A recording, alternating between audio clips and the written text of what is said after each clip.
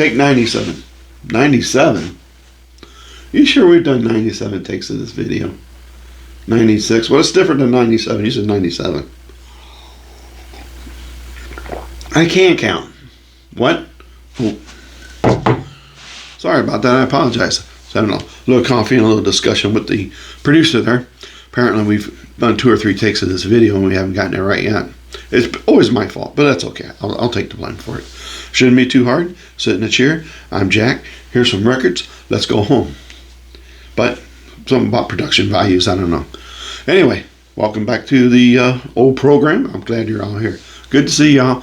Glad that you're back to watch yet another episode of Worth the Spin. Appreciate everybody who tunes in and watches. Alrighty, today, I won't forget before we start with this little stack of goodies here, let's talk about an encounter I had.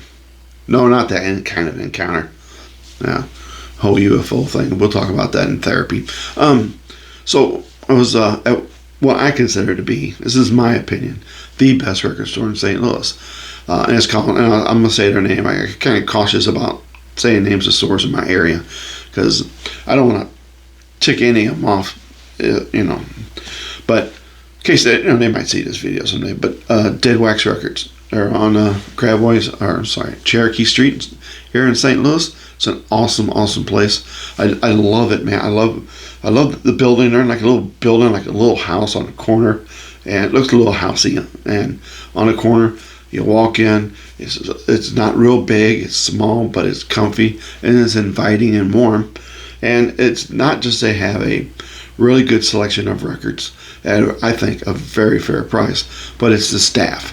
I come in and I go in pretty much weekly.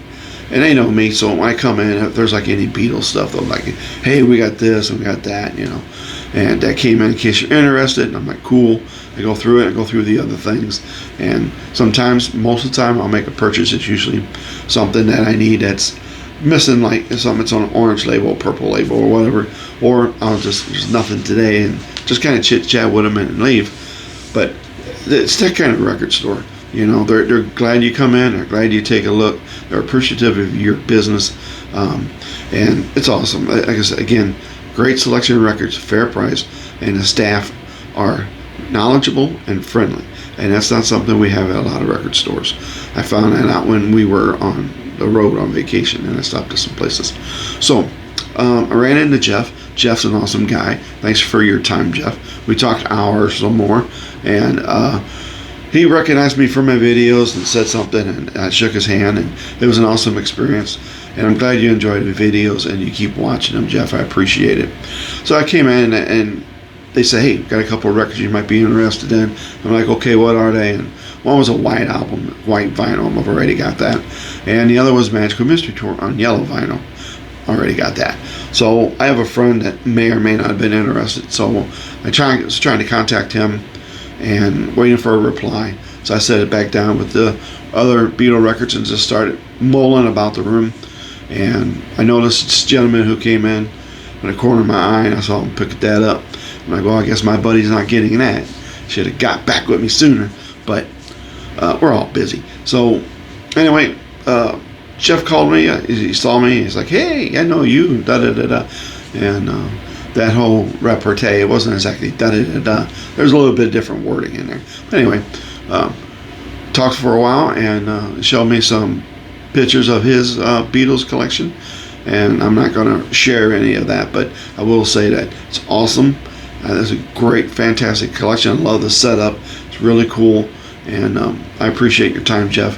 Thanks for introducing yourself to me and giving me a chance to know you personally, not just through replies on videos.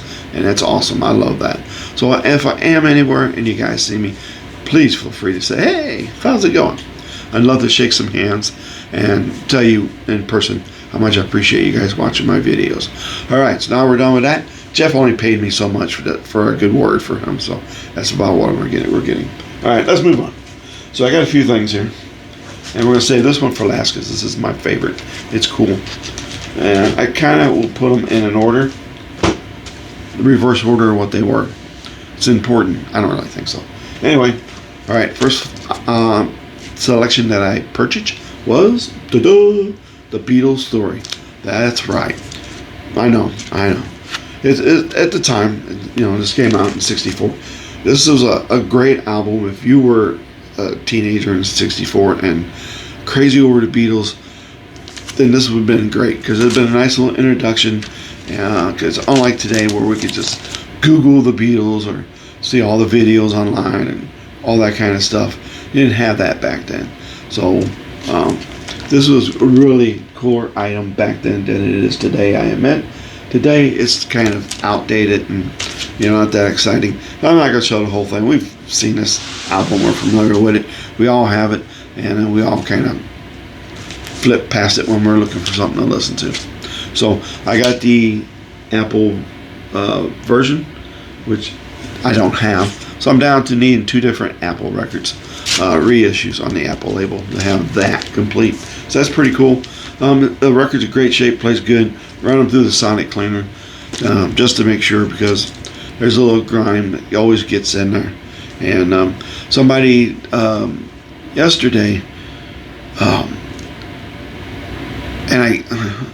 sorry, brain thing, but he gave me the name of some stuff that to put in my sonic cleaner with my cleaning solution that will help clean the records better. I use it, and I forget the name, I'll have to look it up, but I use it with developing photos because it gets down into the little grooves on the photo paper. Plastic, it's hard to get water down into the grooves of things. This kind of breaks up the whatever he described it to me, and it gets into the grooves of cleaning the record better. So he's sending me a copy of the Doors' first album, which I don't have. First pressing I've been trying to get for a long time, and he's cleaned it with that magic solution that he's made up. So when I get it, we'll take a look and see how it looks and how it plays, and I'll let you know the exact name of the product, and we'll go from there. All right, so next one up. This is one that I've seen a lot of times. I see it, it's, I don't know, $12, $13, $14. It was in my original collection years and years ago, and I never really listened to it much. Again, like the Beatles story, it's kind of, you listen to it and you put it in your collection. Then when you're flipping through, it's like, it's not one you're like, ooh, I'm going to take that out and listen to that. It's good. It's got some informative stuff on it. I like it. From 1981, it's the McCartney interview. So there you go. But let me tell you what I like about this one. Number one, the place that I went, they had a bunch of $5 boxes, and there were a bunch, and I'm a little surprised. A bunch of McCartney and John Lennon in those boxes. Nothing special that I didn't have other than this and a couple of others I'm going to talk about. But for $5, I figured get it, put it in my collection. Still got the plastic on it. Has the nice price sticker on it, and letting you know this is a special limited release sticker. I love when they used to do that in record stores. I miss old record stores. I'm just that way. They were more fun. You go in and they played whatever current was on the air, the newest albums that were out, and they talked to you about it because they knew all about the stuff. And you can always say, hey, I'm looking for this record. I'm ordering it from my distributor.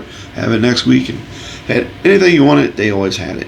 And it's just, I just miss old record stores. Just the way that they operated, period. That's just me. All right, so next one, this also came out of the $5 box. So when you see those $5 and $3 boxes, you think, sometimes you need to look because you never know. You might come across something. I came across 9 copies of London Town. Don't know why, because they also had London Town in the McCartney section for $20. So I don't know. Maybe there's too many of them. I don't know. But yeah, it was weird. But I went through there. I see them, and I'm kind of like that too. I kind of flip through a little bit and go, donate any Partridge Family or, whatever, Tiny Tim, stuff like that. But every now and then you come across a gem. I came across a couple of gems. So this is one of the gems I came across. So this is the cover. So the cardboard I put in there. Comes in this old, thick, cheapy, probably bad for your health if it burns plastic. And it has this import sticker on it. And on the other side it has this little sticker here. I don't know. I thought it meant France, but this is a UK import apparently. So, but it came in that and icky little things. And here's what's cool about it. and this is called Interview 80, um, John Lennon Interview 80.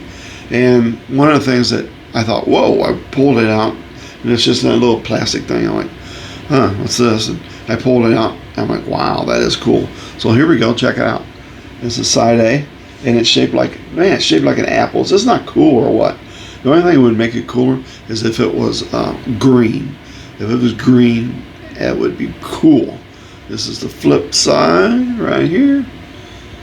And this is not a like lost rare interview. This is, you've probably heard this before several times. I have.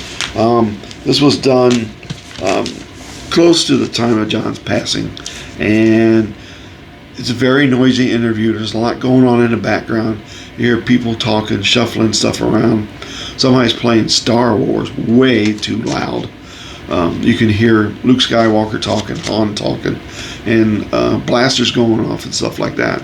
So it's a noisy interview. There's nothing super exciting on this interview, but it is cool. If it was regular, like the McCartney one, just a regular record, I probably would have just passed on it, even at $5. But with this cool Apple, man, it's just, and I think I'm going to get that on the wall somehow if I can find a room up there for it, because that's cool. So far, looks like this updated video of latest acquisitions is all interview. That's funny. Acquisitions. We use that word. You'd think like, makes you think of like the end of Raiders of the Lost Ark, where the guy's pushing that crate, going through that warehouse, just overfilled full of crates of acquisitions. And yeah, that's acquisitions here too. So that's kind of cool. It's whatever. I know we're off the track. I know. All right. So the last thing I have for you, short video, but I didn't have a lot of luck this week finding anything. Sometimes it's like that. Sometimes you find some stuff, sometimes you don't. So this was in the $5 bin too. It had several copies, none with the calendar, which is fine. I've got the calendar. I have one version of the calendar. I believe mine is the original first one. It's with the thick wire. I do need the mail-in card. I was hoping, I go through these when I see them, hoping to find the mail-in card, because I don't have a copy of that, but never any luck. So this is Plastic Ono Band, live piece in Toronto. So they had several of these in there, but again, it's one that was in the regular bin of John Lennon records for $15. So I don't know. So what caught my attention to it was when I pulled it out. I always pull them out, and I'll look. Obvious, you can tell obviously there's no calendar in it when you flip it through, but I'm looking to see real quick, is there a card in here? So for the mail-in version, and when I did that, I felt something on the back. I felt like it was ripped. So I turned it over, and it has, this is not super exciting, but it's kind of weird. So it has this. So it has a glued back. I'm like, that's weird. So the back is a separate piece that is pasted on. And maybe it's just me, but I've never seen a version of this where it has the pasted back on. So it might just be my area where this one shows up, or I don't know, but or not, doesn't show up, whatever. But yeah, I've never seen one with the pasted back on there. So I thought that was cool. So I pulled the record out, and I'm like, one of this is a foreign press, because I do have a couple of versions of this album from other countries where the cover is very odd put together. I have one that's like 3 sheets. It's I forget what country, but it's like 3 sheets of paper put together, and that's the cover for it. So I pulled it out, and this side here was facing up. This is side B, and this has quite a bit of, can't see it, quite a bit of surface scratching on it. It's not super bad. It plays really good. Sometimes you'll get these things and have a lot of surface scratching. Clean them up, you play them, they sound great. Other times they sound like crap. It's kind of a gamble. So anyway, I'm like, okay. And went to put it back in the sleeve, and when I did, I noticed this. Is that cool or what? There's no printing on the label. It's not super rare and not overly exciting. I'm sure a lot of you might have one or more Beatles albums in your collection that does not have any printing on the label.